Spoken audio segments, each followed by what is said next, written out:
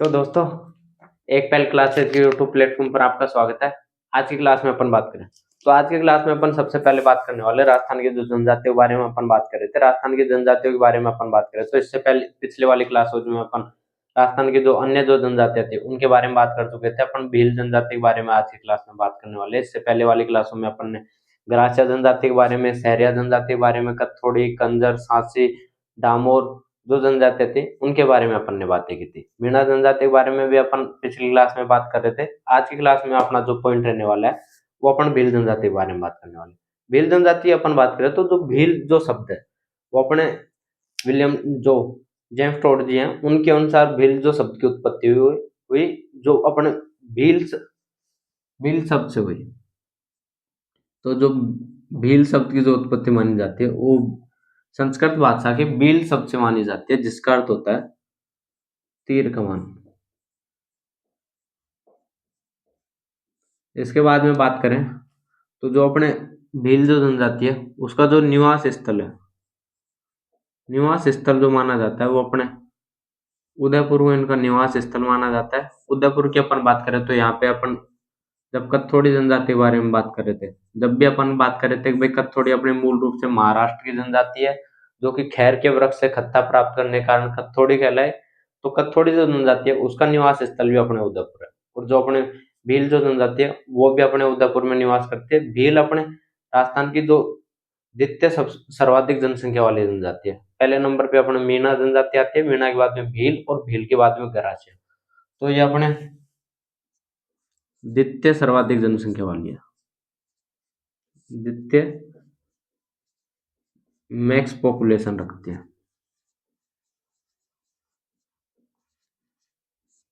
इसके बाद में अपन और बात करें तो भील जनजाति के बारे में विलियम रोने हैं। विलियम रोने ने इनके बारे में कहा कि जो भील जो जनजाति है उसका जो उत्पत्ति स्थल जो बताया, विलियम रोने ने भील जनजाति का जो उत्पत्ति स्थल जो बताया था वो अपने मारवाड़ क्षेत्र को इनका उत्पत्ति स्थल बताया।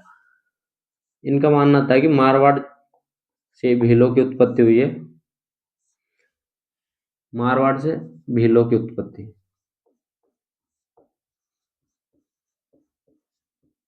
जबकि अपने जो जेम्स टोड है,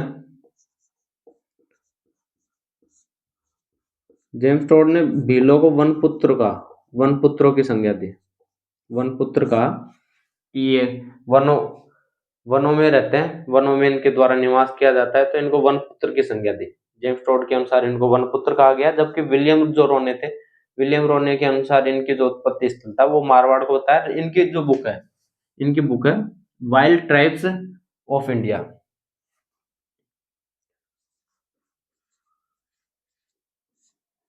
वाइल्ड ट्राइब्स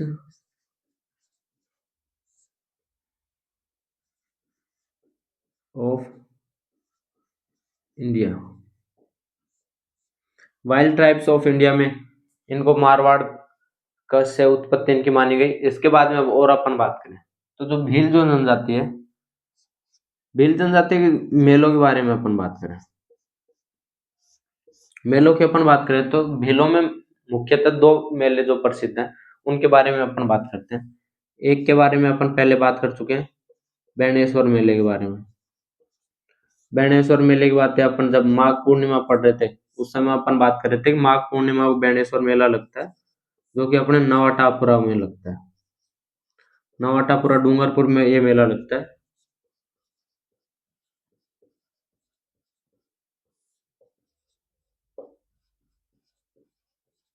नवाटापुरा डूंगरपुर में ये मेला लगता है जहाँ पर खंडित शिवलिंग की पूजा की जाती है। इसको वागड़ का पुष्कर और आदिवासियों के कुंभ के नाम से जाना जाता है। जबकि अपने जो मारवाड़ का जो कुंभ है वो अपने जो रामदेव जी का जो मेला लगता है अपने रूणीचा रामदेव रामी द्वितीया से एकादशी तक, उसको अपने मारवाड़ का कुंभ के नाम से जानते हैं। जबकि अपने जो आदिवासियों का जो कुंभ है वो अपने जो बेणेश्वर मेला है उसके जाना जाता है और इसे वागड़ का पुष्कर के नाम से भी जाना जाता है। इसके बाद में अपन बात करें तो जो सेकंड जो मेला है वो अपने लगता है घोटिया अम्बा में। घोटिया अम्बा बांसवाड़ा में ये मेला लगता है। घोटिया अम्बा की अपन बात करें तो घोटिया अम्बा अपने जोगरूपी की दृष्टि से देखे तो यहाँ से सोना निकलता है। घोटिया अम्बा सोने के लिए फेमस है। इसके साथ साथ बांसवाड़ा के जो अन्य दो स्थान है, एक तो जगपुरा भूकिया और एक आनंदपुर भूकिया, यहाँ से भी सोना निकलता है और बांसवाड़ा से मेनली अपने सोने का उत्पादन किया जाता है, तो ये अपने सोने के लिए फेमस है।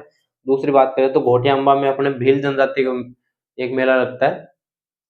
और अपन बात करें तो जो घोटिया अंबा है, यहाँ पर कुंती और 5 पांडव उनके मंदिर बने हुए हैं। कुंती व 5 पांडवों के यहाँ पे मंदिर बने हुए हैं। इसके साथ साथ अपन और बात करें भील जनजाति के बारे में, भील जनजाति के बारे में बात करें तो इनका जो मोहल्ला होता है, मोहल्ले को तो फला के नाम से जाना जाता है और जो गांव होता है उसको पाल के नाम से जाना जाता है। अब आप ऐसे याद रख सकते हो थोड़ा, क्योंकि ये पूछ लिया जाता है, ये पाल वाला क्वेश्चन अभी भी किसी एग्जाम में पूछा हुआ था, तो ये थोड़ा आप ध्यान रखना, क्योंकि ये दोनों सेम सेम से थोड़े वर्ड है। तो मोहल्ला जो होता है कि वो छोटा होता है तो उसको फला के नाम से जाना जाता है, गांव जो होता है उसको पाल के नाम से जाना जाता है। आप करंट अगर पढ़ रहे होंगे तो करंट में भी आपने मातू गामड़ा पाल या फिर इनके भीलों के गांव के बारे में आपने नाम सुने होंगे, तो इनके जो गांव होते हैं उसके पीछे पाल लगा होता है। जैसे माथू गामड़ा पाल जो गांव का नाम है, तो उसमें उसके पीछे पाल लगा हुआ है, तो इसका मतलब है कि वो गांव है। तो जो गांव होता है उसको तो पाल के नाम से, और जो मोहल्ला होता है उसको फला के नाम से जाना जाता है। और इनका गांव के साथ साथ आप याद रखें कि भाई इनका जो गांव का जो मुखिया होता है, गांव का जो मुखिया होता है उसको पालवी के नाम से जाना जाता है, पालवी और तदवी। जबकि इनका जो, अब पालवी के नाम से क्यों जाना जाता है, क्योंकि इनका जो गांव है, गांव को ही अपन पाल के नाम से जानते हैं, तो उसका जो मुखिया है उसको पालवी के नाम से जानते हैं। और इनका जो मुखिया होता है उसको गमेती के नाम से जाना जाता है। जबकि अपन पिछली क्लास में सहरिया के बारे में बात कर रहे थे, तो सहरिया जनजाति में आपको भूल गया तो थोड़ा बताना कि सहरिया जनजातियों का जो मुख्य होता है उसको कोतवाल के नाम से जाना जाता है। अब आप ऐसे याद रख सकते हो, भाई शहर होता है, शहर में अपने जो थाने बने होते हैं उसको कोतवाली के नाम से जानते हैं। तो आप ऐसे याद रख सकते हो, भाई जो शहर होता है तो शहर में कोतवाल, कोतवाल उसका मुखिया होता है, तो कोतवाल सहरिया जनजाति का जो मुखिया होता है उसको कोतवाल के नाम से जानते हैं। तो अपने जो भील जनजाति का जो मुखिया होता है उसको गमेती के नाम से, गांव का जो मुखिया होता है उसको पालवी या तद्वी के नाम से जानते हैं। अब अपन बात करें इनके घरों के बारे में, अपन बात करें घरों की, अपन बात करें तो उनको टापरा या कू के नाम से अपन जानते हैं। इनके घरों को टापरा या कू के नाम से जानते हैं। इसके साथ साथ अपन और बात करें तो इनमें बाल विवाह नहीं होता है, बाल विवाह इनमें नहीं होता है। बाल विवाह नहीं होने के पीछे भी एक रीजन अपन बात करते हैं उसके पीछे की, जो शादी करते हैं अपन ससुराल पक्ष में जाते हैं तो वहां पे जाके इनको भराड़ी माता का चित्र बनाना होता है। भराड़ी माता को विवाह की देवी के नाम से भी अपन जानते हैं। तो भराड़ी माता का चित्र कोई व्यक्ति तभी बना सकता है जब वो थोड़ा समझदार हो या फिर थोड़ा आयु में भी ठीक हो। तो यही कारण रहता है कि इनमें बाल विवाह नहीं हो पाते हैं, क्योंकि अगर बच्चे को समझ ही नहीं होगी तो वो चित्र कैसे बना पाएगा। तो कहीं ना कहीं अपन ये लॉजिक भी लगा सकते हैं कि भाई इनमें बाल विवाह नहीं किए जाते, क्योंकि भराड़ी माता का चित्र बनाना होता है। और भराड़ी माता है उसको अपने विवाह की देवी। अब जब अपन विवाह के बारे में बात करें तो विवाह के बारे में अपन और बातें करें, थोड़ा सा मैं इसको साफ करता हूँ। विवाह के बारे में अपन बात करें तो विवाह के बारे में अपन कई सारी चीजें इनमें पढ़ते हैं। यहाँ तक चीजें आपको समझ आ गई होंगी। और अगर अपन आगे बात करें तो विवाह की अपन बातें करें तो सबसे पहले तो विवाह के समय अपने एक तो इनके द्वारा जो नृत्य किया जाता है वो अपने नृत्य किया जाता है, हाथीमना नृत्य किया जाता है। जो कि अपन जब नृत्य पढ़ रहे थे उस समय बात कर रहे थे कि भाई इनके जो घुटनों के बल बैठ के ये नृत्य किया जाता है विवाह के समय पे, हाथीमना नृत्य किया जाता है। इनका जो विवाह होता है, विवाह होता है जो टोटम, टोटम को विवाह का देवता या फिर टोटम जो होता है वो विवाह के प्रतीक के रूप में होता है। तो जो टोटम होता है वो अपने जो पेड़ पौधे होते हैं पेड़ पौधों के प्रतीक माना जाता है टोटम को। और इनका जो विवाह होता है, विवाह को अपन बोलते हैं हाथी वेंडो। इनका जो विवाह होता है उसको हाथी वेंडो बोलते हैं, जो उसका प्रतीक के रूप में होता है, जिसके प्रतीक को साक्ष्य मानकर जो फेरे लिए जाते हैं, तो वो अपने टोटम को साक्ष्य मानकर फेरे लिए जाते हैं। टोटम जो प्रतीक होता है वो अपने पेड़ पौधों का प्रतीक होता है, तो पेड़ पौधों के चारों तरफ इनके द्वारा फेरे लिए जाते हैं। और अपन बात करें तो इसके बाद में अपन बात करें तो अपन हेलमों के बारे में बात करते हैं। हेलमों की अपन बात करें तो जो सामूहिक जो कृषि कार्य किए जाते हैं, जो मिलजुल कर जो कार्य किए जाते हैं, उनको हेलमो कहा जाता है। तो सामूहिक जो कृषि कार्य किए जाते हैं,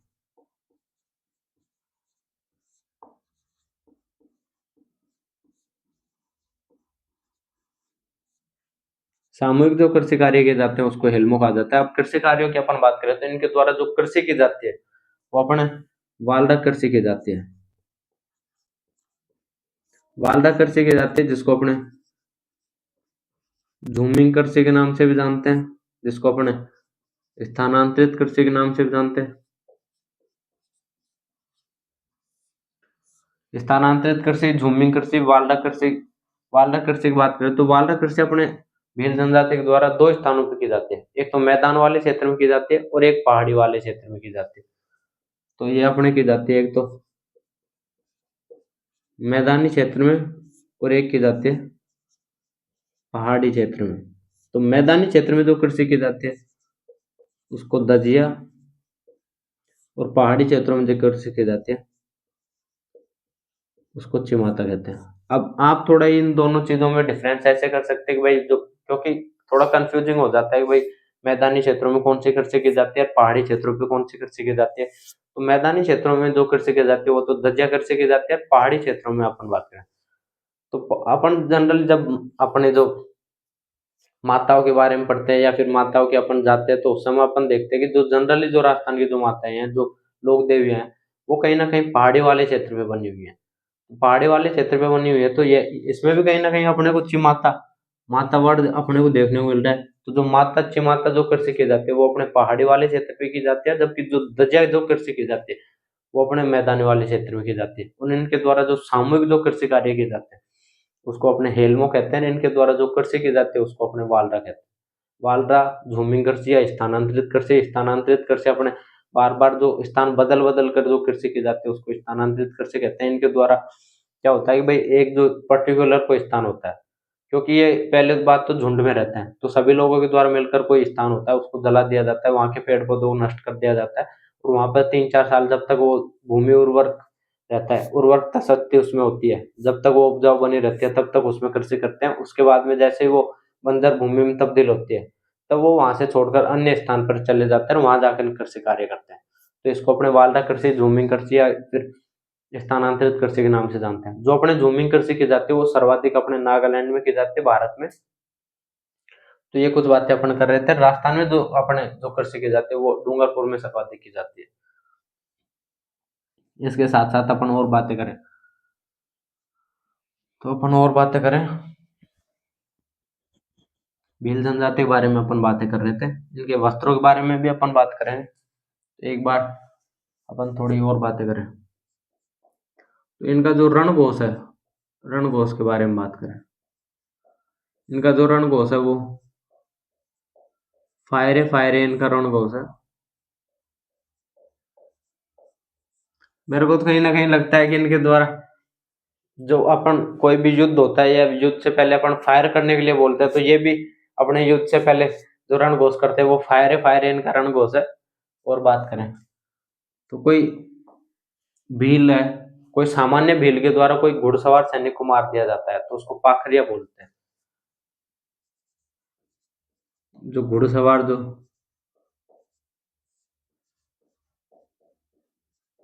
घुड़सवार सैनिक को मारना, जिनके द्वारा मारा जाता है उसको पाखरिया बोलते हैं, पाखरिया भील बोलते हैं। और अपन बात करें तो भील जनजाति के द्वारा जो अपने जो पूर्वज होते हैं उनकी पूजा की जाती है, पूर्वजों की जो पूजा की जाती है उसको चीरा भाव से बोलते हैं। पूर्वजों की जो पूजा की जाती है उसको चीरा भाव से बोलते हैं। इसके साथ साथ अपन और बात करें, मोताना की अपन बात करें। मोताना क्या होता है, जो रक्त मूल्य होता है उसको मोताना बोलते हैं। इसके साथ साथ अपन बात करें,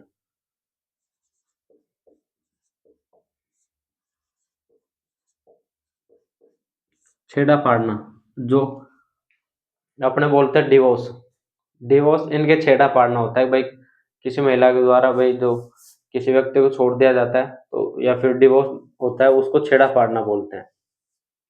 तो अपने भीलों में जो छेड़ा फाड़ना होता है वो डिवोर्स होता है इनके। और अपन बात करें,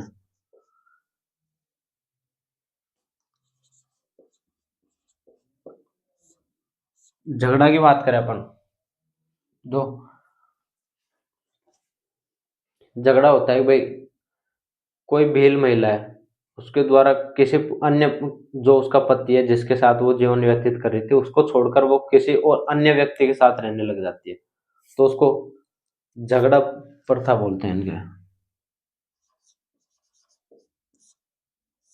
झगड़ा प्रथा क्या होता है कि भाई जो किसी कोई महिला है, कोई भील महिला के द्वारा एक व्यक्ति को छोड़कर दूसरे व्यक्ति के साथ जीवन व्यतीत करती है तो जो पहले वाला जो व्यक्ति होता है उसको, जो नया जो व्यक्ति है उसके द्वारा जो पैसे दिए जाते हैं तो उसको झगड़ा मूल्य बोलते हैं या फिर झगड़ा प्रथा बोलते हैं।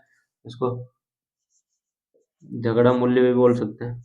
जो नया जो व्यक्ति है उसके द्वारा पुराने व्यक्ति को जो पैसे दिए जाते हैं उसको झगड़ा प्रथा बोलते हैं। इसके साथ साथ अपन और बातें करें तो अपन इनके वस्त्रों के बारे में बात करते हैं। भील जनजाति के जो वस्त्र हैं उनके बारे में अपन बात करें।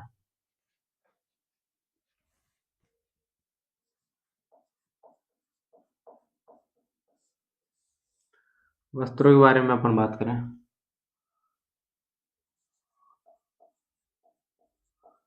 देपाड़ा की अपन बात करें तो भील पुरुषों के द्वारा जो तंग धोती जो पहनी जाती है, भील पुरुषों के द्वारा जो तंग धोती पहनी जाती है उसको देपाड़ा बोलते हैं।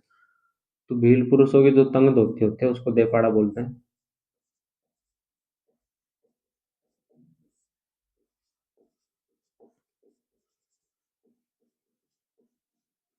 उसको देपाड़ा के नाम जानते हैं। और अपन बात करें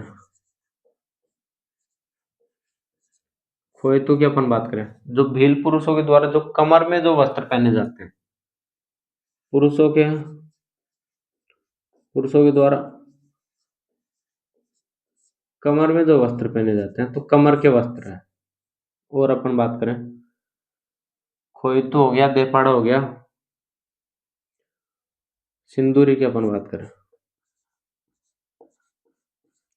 सिंदूरी की अपन बात करें तो जो अपना सिंदूर होता है वो लाल रंग का होता है।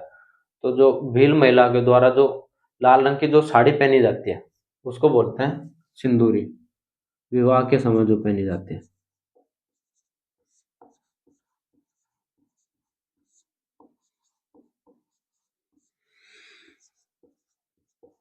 विवाह के समय इनके द्वारा जो लाल रंग की जो साड़ी पहनी जाती है उसको सिंदूरी बोलते हैं। और बात करें पीरिया, पीरिया साड़ी, जो भील महिलाओं के द्वारा जो पीले रंग की जो साड़ी पहनी जाती है,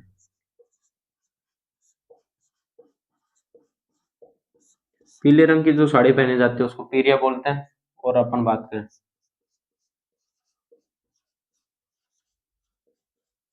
परिजनी की अपन बात करें, जो इनके द्वारा जो पीतल के जो कड़े पहने जाते हैं, भील महिलाओं के द्वारा जो पैरों में जो पीतल के जो कड़े पहने जाते हैं उनको बोलते हैं पीतल के कड़े, जो कौन पहनती है, भील महिला। इसके साथ साथ अपन बात करें कच्छाबू की अपन बात करें, कच्छाबू की अपन बात करें तो जो भील महिलाओं के जो कमर के जो वस्त्र होते हैं कमर के वस्त्र जो भील महिला पहनते हैं।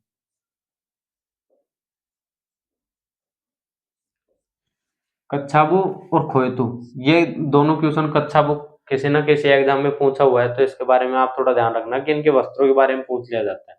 और अंगोछा के भी ध्यान रखना कि भाई अंगोछा जो होता है, जो भील पुरुषों का जो वस्त्र होता है, जो कि अपन वो कमर में बांधने के या सिर पे बांधने के काम में लेते हैं। अंगोछा जो अपने टावल होता है, तौलिया होता है, उसको बोलते हैं। तो ये कुछ बातें थी अपने भील जनजाति के बारे में। नेक्स्ट क्लासेज में अपन राजस्थान के लोक नृत्य, जो लोक नाट्य हैं, उनके बारे में बात करें। धन्यवाद दोस्तों।